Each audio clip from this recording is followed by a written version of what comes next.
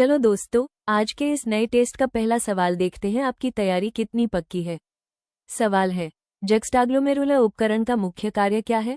ये रहे आपके ऑप्शंस। ए, रेनिन का स्राव। बी, यूरिया निर्माण।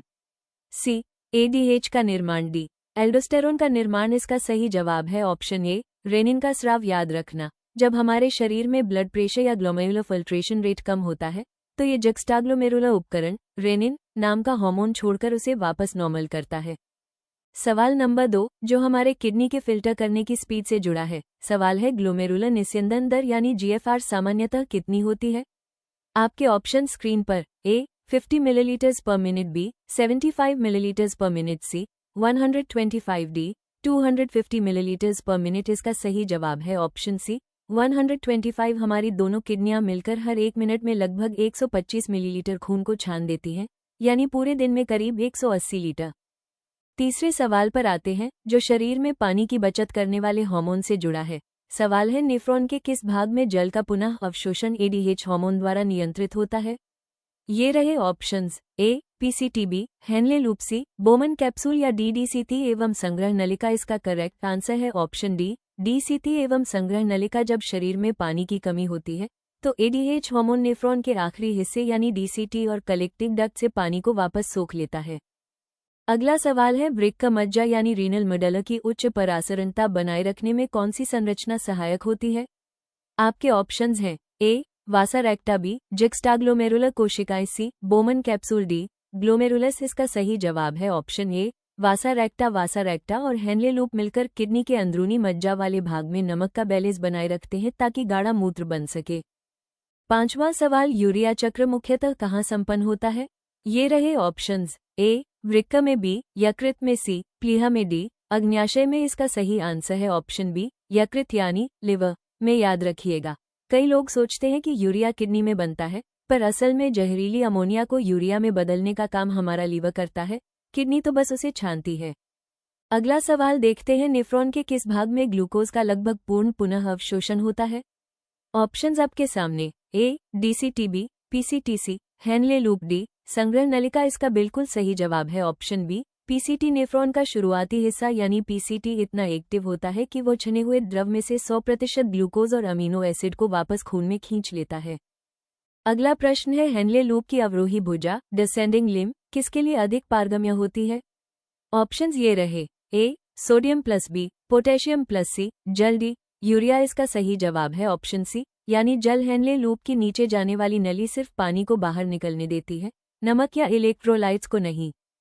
अगला प्रश्न है, प्रतिधारा गुणक तंत्र काउंटर करंट मल्टीप्लायर किससे संबंधित है? आपके ऑप्शंस हैं। ए, पीसीटीबी, डीसीटीसी, मूत्राशय। D, Henle loop. इसका सही जवाब है option D, Henle loop. Note कर ले, हेनले लूप का यू आकार का ढांचा ही इस काउंटर करंट मैकेनिज्म को चलाता है, जिससे हमारा शरीर जरूरत के हिसाब से गाढ़ा यूरिन बना पाता है। अगला प्रश्न देखते हैं, सामान्य मानव मूत्र का पीएच लगभग कितना होता है? आपके ऑप्शंस ये रहे। ए, 2.0। बी, 4.5 से 8.0। सी, 9.0। या डी, 11.0। इसका सही जवाब है ऑप्शन बी, 4.5 से 8.0। औसत होता है 6.0। मानव मूत्र आमतौर पर हल्का अम्लीय होता है, जिसका एवरेज पीएच मान 6 के आसपास होता है। निम्न में से कौन सा पदार्थ सामान्य मूत्र में नहीं पाया जाता है? ये रहे ऑप्शंस। ए, ग्लूकोज। बी, यूरिक अम्ल। सी, यूरिया। D, creatinine. इसका सही जवाब है ऑप्शन ए, ग्लूकोज। याद रखना, एक स्वस्थ इंसान के यूरिन में ग्लूकोज बिल्कुल नहीं होना चाहिए। अगर ग्लूकोज आ रहा है तो ये डायबिटीज का लक्षण हो सकता है। अगला सवाल है, एरिथ्रोपोइटिन हार्मोन का स्राव मुख्यतः किस अंग से होता है? आपके ऑप्शंस हैं। ए, यकृत। बी, वृक्क। सी, प्लीहा। डी, अग्न्याशय। इसका सही जवाब है ऑप्शन बी, वृक्क। हमारी किडनी एरिथ्रोपोइटिन नाम का हार्मोन छोड़ती है, जो हमारी बोन मैरो को लाल रक्त कोशिकाएं आरबीसी बनाने के लिए उकसाता है। अगला प्रश्न है, किडनी स्टोन प्रायः किसके जमाव से बनती है?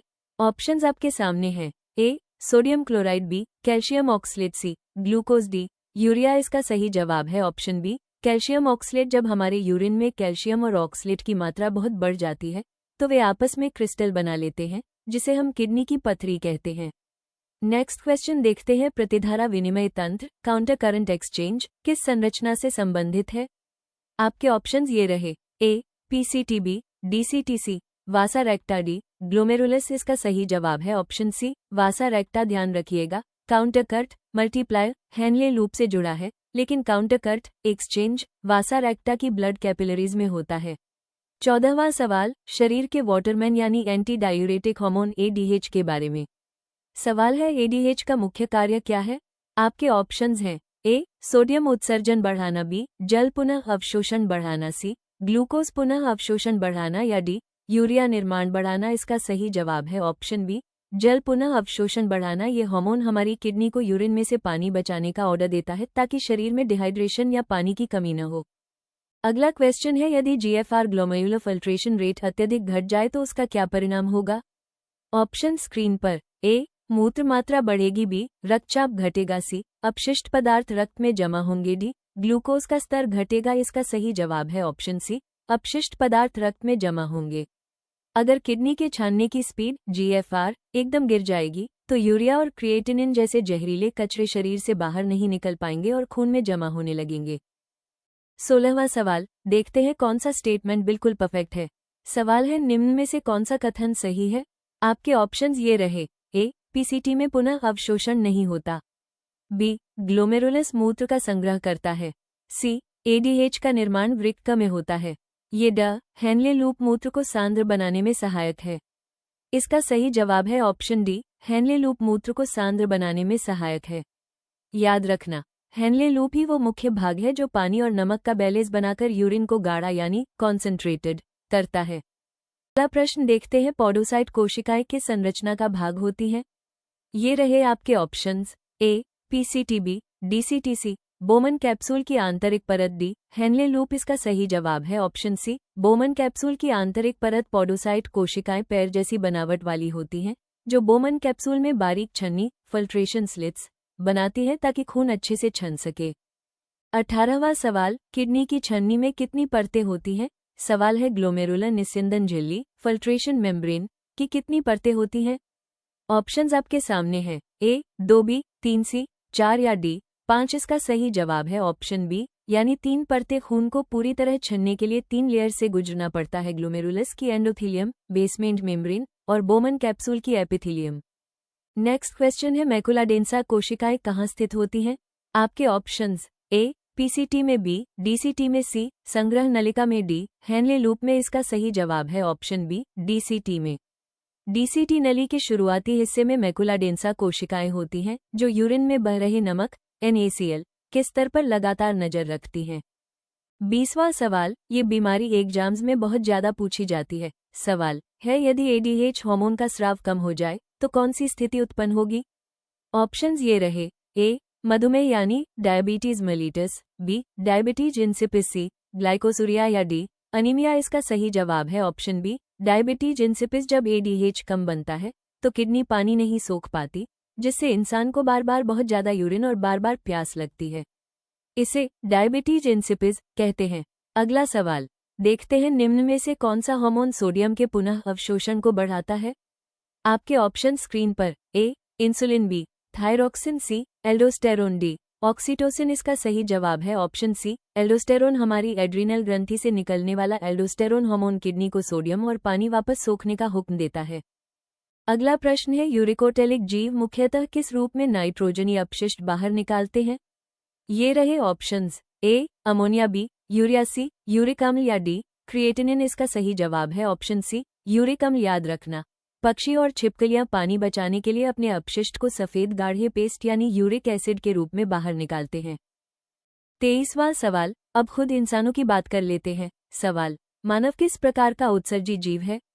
आपके ऑप्शंस। ए, अमोनोटेलिक, बी, यूरियोटेलिक, सी, यूरिकोटेलिक, या डी, अमीनोटेलिक। इसका सही जवाब है ऑप्शन बी, यूरियोटेलिक। हम इंसान मुख्य उत्सर्जी पदार्थ के रूप में यूरिया का त्याग करते हैं, इसलिए हमें यूरियोटेलिक जीव कहा जाता है।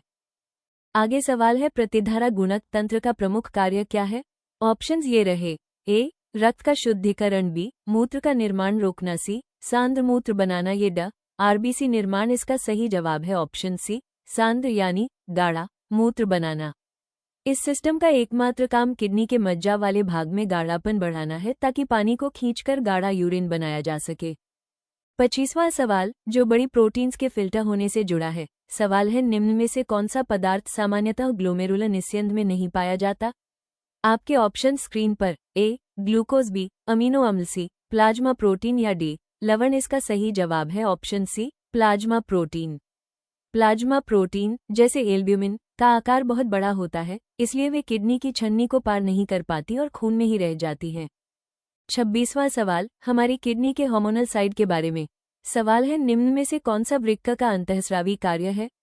ये रहे ऑप्शंस। ए यूरिया निर्माण, बी पित्त निर्माण, सी एरिथ्रोपोइटिन स्राव या डी इंसुलिन स्राव। इसका सही जवाब है ऑप्शन सी एरिथ्रोपोइटिन स्राव। नोट कर ले, किडनी सिर्फ कचरा नहीं छानती बल्कि एरिथ्रोपोइटिन नाम का हार्मोन सीधे खून में छोड़ती है, जो खून बढ़ाने में काम आता है।